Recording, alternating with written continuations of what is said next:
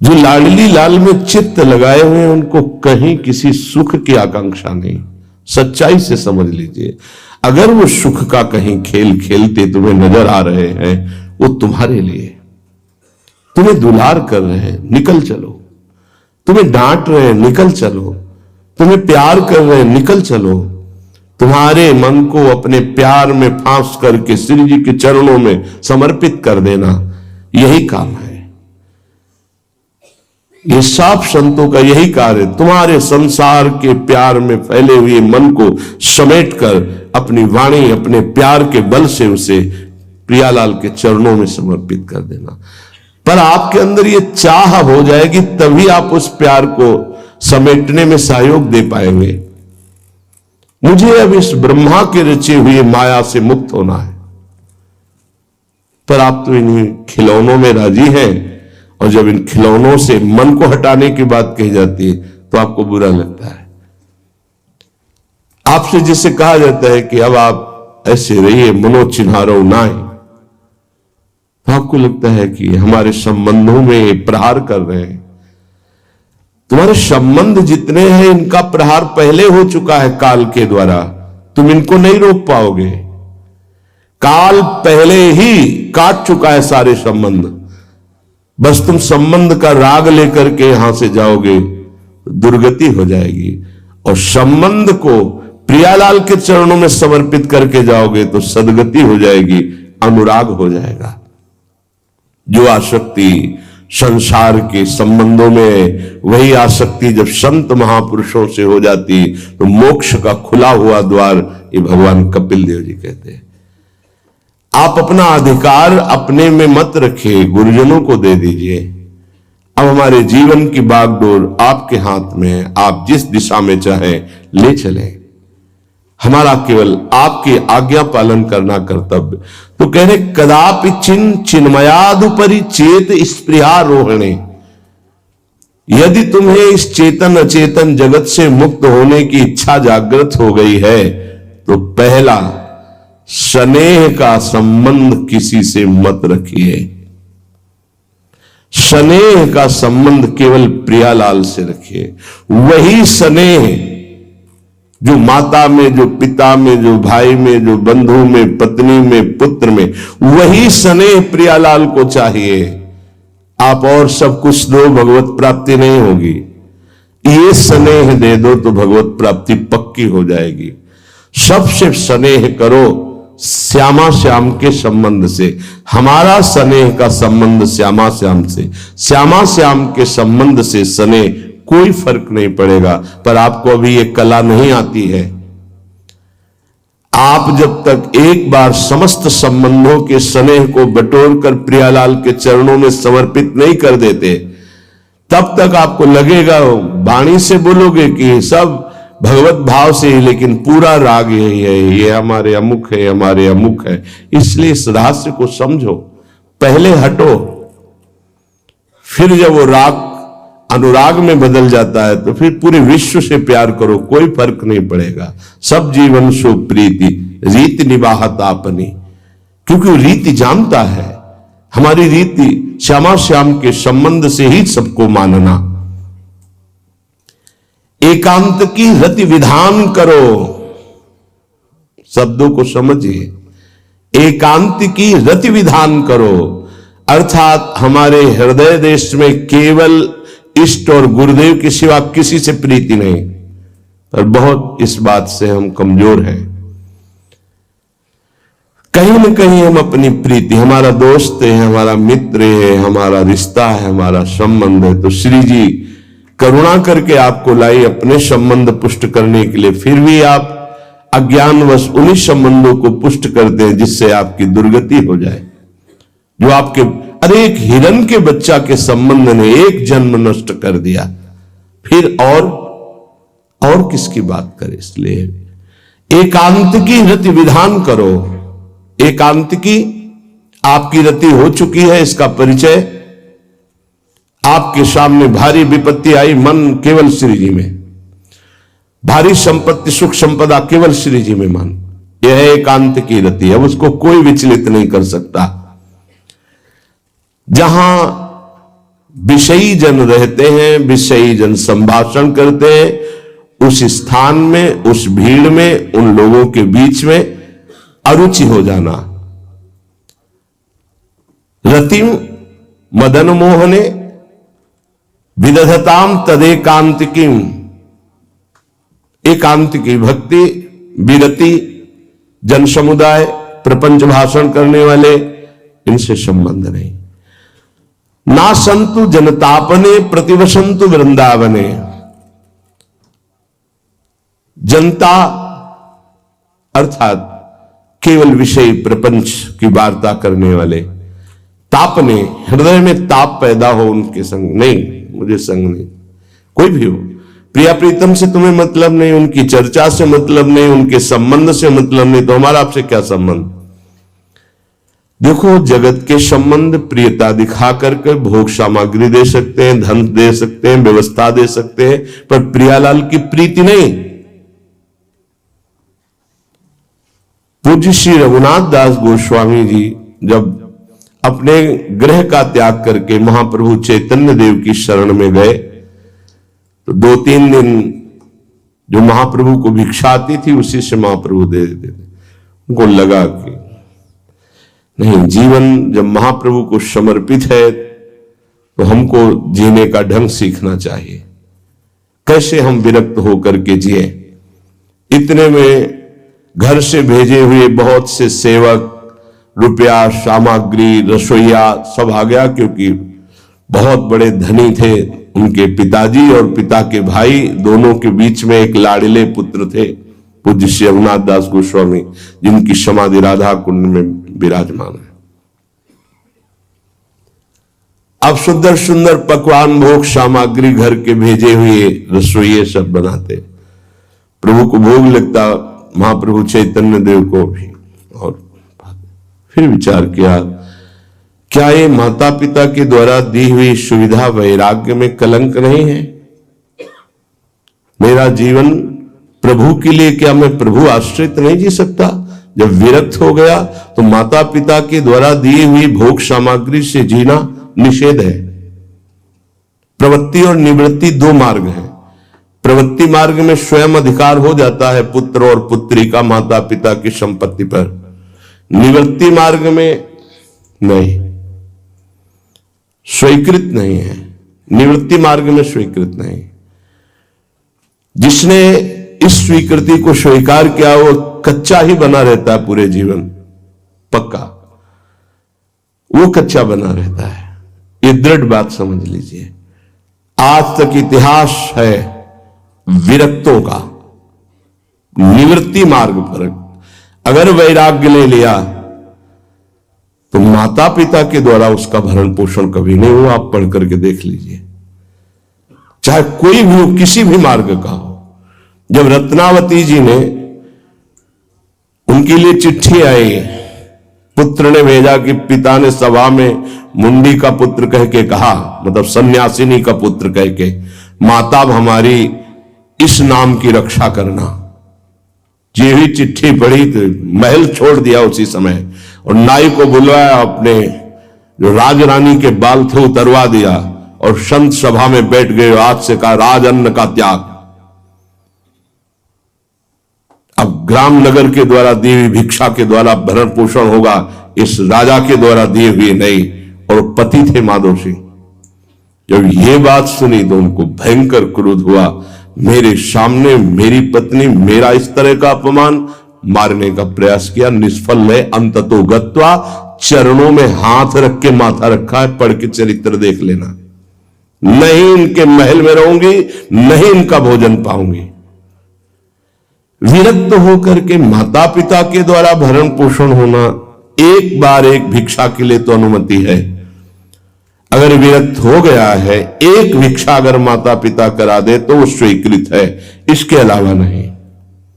आप चरित्रों को पढ़ के देख, सिद्धांत से नहीं चलोगे तो 4 दिन बाद फिर उसी में आ जाओगे।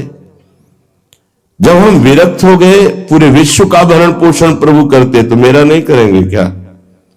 आज अगर कोई जुड़ा है तो वैराग्य और भगवत प्राप्ति के लिए जुड़ा है। हमारा संबंध संसारिक नहीं, भागवतिक। जिस मार्ग में हम हैं उस मार्ग में। रघुनाथ दास गोस्वामी को 2-4 दिन हुए, फिर अंदर आग लग गई, नहीं पिता के द्वारा दिए हुए वैभव को नहीं भोगना, वापस अब कैसे जिए। जहां सिंहपौर पर जगन्नाथ जी के सब भिक्षुक खड़े होते थे, उन्हीं के बीच में खड़े हो गए। अब जो बांटते हैं तो उनका स्वभाव है लेने वालों का दौड़ दौड़ कर आगे लेना। कभी कभी मिलता उनको, शांत खड़े रहते तो पा लेते, नहीं मिलता प्रसाद तो भूखे रह जाते। फिर विचार किया, इसमें खड़े होकर के भी एक वृत्ति बनी रहती कि आने वाला देगा, ये भी ठीक नहीं। एक जगह अन्न क्षेत्र में अन्न बंटता था, वहां से जाके लाने लगे। फिर विचार किया, विवेक धैर्य नहीं लेने देता। यार हम यहां कोई सेवा तो करते नहीं, क्योंकि भरपेट अन्न पाने का जिस क्षेत्र में अधिकार है तो वहां सेवा करना जरूरी, चाहे पोछा लगा दो, चाहे पत्तल फेंक दो, कोई सेवा वहां करनी चाहिए, तभी आपका वैराग्य सुरक्षित रहेगा, नहीं तो फिर ठीक नहीं है। वहां अन्य क्षेत्र में भी छोड़ दिया भोजन लेना। आप कैसे जिए? तो रात्रि में जो महाप्रसाद गाय को डाल दिया जाता था, गाय भी छक के जब नहीं पाती थी तो वो रात्रि के 10-11 बजे निकलते और वो महाप्रसाद जो पड़ा रहता उसको उठा के लाते, जल से धोते, सड़े सड़े निकाल के चावल, फिर उसे पाते। महाप्रभु ने पूछा, गोविंद, गोविंद दास सेवा में रहते, गोविंद ये रघु अब क्या पाता है? बोले प्रभु बहुत वैराग्य से रह रहे। बताया तो उनका, अच्छा ऐसा अमृत अकेले अकेले पाता है, हमको कभी निमंत्रण नहीं दिया, अब हम चुपके से छीन के पाएंगे। महाप्रभु चले रात्रि के, जब वो कटोरे पे इतने से चावल सही निकाल कर पारने में लगे थे, पीछे से महाप्रभु गए, से लिया। अरे प्रभु आपने, उनका इतना स्वादिष्ट अमृत पाता है और मेरे को कभी निमंत्रण नहीं दिया, निहाल कर दिया। उनके लिए आया, सोवत हो रसना रटे राधा कृष्ण सुनाम। वो जब सोते थे तो उनकी जबान से राधा कृष्ण राधा कृष्ण राधा कृष्ण। ये इस मार्ग के पथिक, निवृत्ति मार्ग और प्रवृत्ति मार्ग में अंतर है, आप लोग इस बात को समझें। निवृत्ति मार्ग श्री जी के भरोसे का है, आप विश्वास कीजिए। जब इष्ट के भरोसे में, तो जिनकी पलक झपकते अनंत ब्रह्मांड रचना हो जाती, उनके लिए कोई ये बड़ी बात हो गई क्या? ये कोई बड़ी बात है उनके लिए?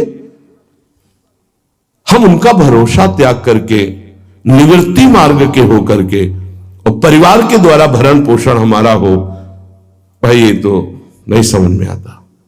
भरोसो दृढ़ इन चरणन केरो। निवृत्ति मार्ग तो निवृत्ति मार्ग, प्रवृत्ति मार्ग तो प्रवृत्ति मार्ग। प्रवृत्ति निवृत्ति, निवृत्ति में प्रवृत्ति बहुत समझकर संभल कर चलना पड़ेगा। जो मार्ग भगवान ने बनाया उसके अनुसार। तो कह रहे न संतु जनता, तुम्हारा व्यवहार जनता से नहीं होना चाहिए। व्यवहार शून्य व्यवहार है, ध्यान रखना। दसों हजार लोगों के दर्शन होते हैं, एक का भी परिचय नहीं है। हजारों लोगों से संभाषण है, एक भी हमारा मित्र नहीं है कि ये हमारा है, तुम लोग इसके साक्षी हो। ये हमारा बंदा है, एक भी नहीं। साफ श्री जी के हो, श्री जी से संबंध है, मैं सिर्फ एक नौकर हूं। श्री जी की बात आपको बता देता हूं, आपकी बात श्री जी को बता देता हूं। हमारे श्री जी इसके सिवा कोई नहीं। एकांत की रति, जनता से संबंध रहित, श्री जी के संबंध से सब जीवन सो प्रीति। श्री वृंदावन में वह चिदानंद रस को प्राप्त होता है। यह है रहनी। वृंदावन इह विधि बसे, तज के सब अभिमान, तृणते नीचो आपको जाने सोई जान। ये समझ जाओ किस बात का आश्रय लिए हो। जिनको ब्रह्मांड रचने में सेकेंड नहीं लगा है, वो हमारी प्रियाजू के अधीन है। हमको कुछ अपनी व्यवस्था के विषय में सोचना, मानो शरणागति के विषय में आपको अविश्वास, कलंक है ये बात। हे बिल्कुल भरोसे पे हो जाओ, फिर सामने देखो क्या होता है। बिल्कुल भरोसे पे हो जाओ। गुरुजनों ने कभी भी अन्य आश्रय नहीं होने दिया, कभी भी अन्य जगह जगह बचाते। वो जानते हैं कि अन्य आश्रय, धन का आश्रय, वस्तु का आश्रय, व्यक्ति का आश्रय, ये तुमसे सच्ची बताते हैं, गुरुजनों की कुछ बातें बाद में समझ में आती, पहले समझ में नहीं आती। केवल श्री जी का भरोसा रखो, जिसने आज दिया है वही कल देगा। जब गुरु जी को कोई कहता कि कभी काम में आ जाएगी ये वस्तु, रख लो, तो बोले इसी को मिटाने के लिए बाबा जी हुए हैं। जब कभी काम में आनी होगी तो तुरंत श्री जी भेजेंगे, हम इसको पहले से क्यों रखें। ये हमें चाहिए कि केवल श्री जी का आश्रय लेकर वृंदावन वास हो। देखना कितना आनंदित रहोगे। फिर रोना आता है, तुम्हारे आंसू फिर निकलेंगे। जब आप एकांत में होंगे, आपका कोई नहीं होगा और आपकी परिस्थिति विपरीत होगी, तब जो शरणागति होती है वही भगवत प्राप्ति कराती है। जब तक विपरीत परिस्थिति नहीं आएगी तब तक शरणागति परिपक्व नहीं होगी। बात लिख लीजिए, चाहे वो द्रौपदी जी हो, चाहे गजराज गजेंद्र जी हो, चाहे कोई भी हो, जब ऐसी विपरीत परिस्थिति आए कि कोई भी सहयोगी नहीं रह गया, तब शुद्ध शरणागति और भगवत साक्षात्कार। उस दिन के लिए तैयार रहो और मांगो कि हमारी आसक्ति का नाश करने के लिए परिस्थिति ऐसी दे दो प्रभु कि सिर्फ आप पर दृष्टि हो, सिर्फ आप पर, ना कोई हमारा, नाम किसी के, सिर्फ आप। मेरे तो गिरधर गोपाल, दूसरों न कोई। बात समझो, सत्संग की बात को समझो, परमार्थ की बात को समझो। तो जब कोई हमारे जीवन में प्रश्न आता तो जो नील चादर ओढ़े हुए विराजमान हो, उनकी चादर की तरफ देखते, आकाश की तरफ, बाहर निकलकर आकाश की तरफ देखते। तत्काल उत्तर मिला है हमको, तत्काल भाग, यहां से भाग। झोला टांगा, रात्रि में भागे, जब भागे तब रात्रि में भागे। भागो भागो भागो, भागते भागते अब पायो परम विश्राम। अब वृंदावन, श्री वृंदावन विश्राम, सब सोहित निष्काम मत, श्री वृंदावन विश्राम। हे, भागते रहो, संबंधों से भागते रहो, आश्रयों से भागते रहो। एक आश्रय केवल हरि गुरु का, बस एक विश्राम स्थल। जैसे आप रखो, जैसे आप रखो, हम उसी में राजी हैं। समस्त प्राणियों को वृंदावन के नमस्कार बुद्धि से देखो। देखो यहां की रहनी, वृंदावनी विधि वसे तज के सब अभिमान, तृणते नीचो आपको जाने सोई जान। तृण से नीच अपने को जो जानता है सबको नमस्कार करेगा। और सच्चाई में देखो तो ऐसा ही है, कुछ नहीं है। कोरा अहंकार केवल है। क्या है हमारे अंदर? कुछ नहीं। अगर गुरु कृपा न हो, प्रियालाल की कृपा न हो तो कुछ नहीं। हाथ उठा के कहते हैं कोई बल नहीं है। बल है तो वो है, नहीं तो वो नहीं, तो कुछ बल नहीं। क्या बल है? आप देखो, अंदर से देख लो बैठ के, तुम्हारे अंदर क्या बल है। फिसल कर गड्ढे में गिरने का तो बल है, लेकिन गड्ढे से निकलने का बल तो नहीं है। फिसलने में क्या बल? फिसल कर गिरने का तो है, लेकिन गिर के संभलने का बल ये केवल गुरु का बल है, ये केवल इष्ट का बल है। इसलिए श्री धाम वृंदावन का आश्रय और वास स्वीकार करो। सबसे छोटा अपने को समझो, समस्त प्राणियों को नमस्कार करो। क्यों? क्योंकि कहीं कोई वृंदावन में किसी का अपराध न बन जाए। नमंतु ननु जंतु कानि नमंतु रस्तु क्वचित। कहीं ऐसा ना हो जाए यहां किसी भी जंतु का, किसी भी जीव का, किसी भी शरीरधारी का अपराध न बन जाए। अगर वृंदावन में कोई अपराध ना बनने पावे और सबको हम नमस्कार करके रहे और श्री जी का केवल भरोसा रहे, तो आप चमत्कार देख लेंगे। अध्यात्म आपके अंदर प्रकाशित हो जाएगा। जैसे जैसे अध्यात्म प्रकाशित होता है वैसे वैसे शांत होता चला जाता है, मन शांत होता चला जाता है, कोई वासना हृदय में नहीं रहती। पूज्यपाद श्री उड़िया बाबा जी महाराज से प्रश्न किया, पीछे वर्णन किया गया था कि बड़े बड़े महापुरुषों की ये लोग निंदा क्यों करने लगते हैं, क्यों द्वेष करने लगते हैं? वो तो किसी से द्वेष नहीं करते। जितने महापुरुष हुए उनकी निंदा हुई है, वर्तमान में जितने हैं तो आप देख लो सैकड़ों अगर नमस्कार करने वाले तो कुछ निंदक आपको मिलेंगे। ऐसा क्यों होता है? क्योंकि संत तो किसी से द्वेष नहीं करते, द्रोह तो उनके हृदय में होता नहीं। अद्वेष्टा सर्वभूतानाम, फिर ये क्यों होता है, निंदा क्यों करते हैं? तो कहते भगवान की दो शक्तियां, एक है माया और एक है प्रेम भक्ति। जो प्रेम भक्ति से विमुख, उनके हृदय में माया शक्ति का प्रभाव रहता है। यद्यपि उनका द्वेष भी इसी से होता है।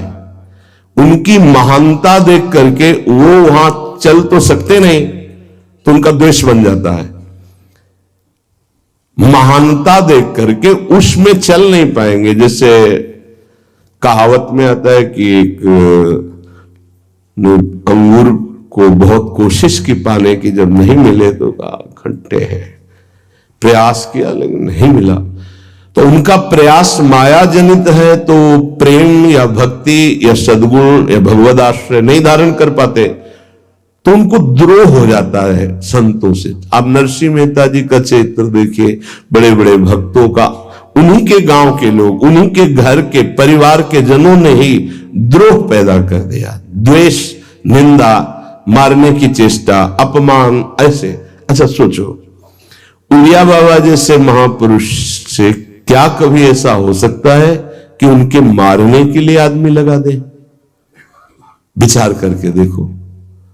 पैसा देकर भेजा गया था कि सत्संग में जाके नाक काट लो। वो आदमी चुपचाप चाकू लेकर के आया और प्रणाम के बहाने तो संतों के सामने कौन रोकता, तत्काल चाकू निकाली और जे भी मारा तो हाथ पकड़ते पकड़ते चावल भर नाक में चल, मतलब थोड़ा सा ऐसे खून निकलने लगा। ऐसे बाबा ने रोका, पकड़ा और गुफा में ले गया। आज भी गुफा नीचे जो बनी हुई, बैठे और गरम दूध चीनी डाल के मंगवाया, पिलाया और कहा धैर्य धारण करो, बिल्कुल डरो मत, तुम्हें कोई नहीं मारेगा, तुमने ऐसा क्यों किया?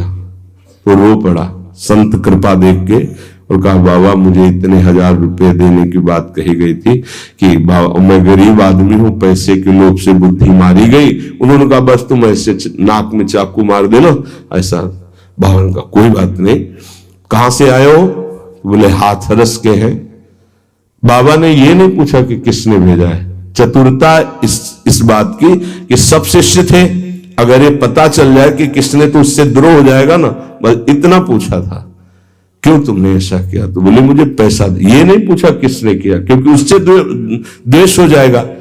अपने शिष्यों से कहा शपथ है हमारी, इसे डांटना भी नहीं और हाथरस की बस में सुरक्षित बैठाल करके आओ, चल जाओ।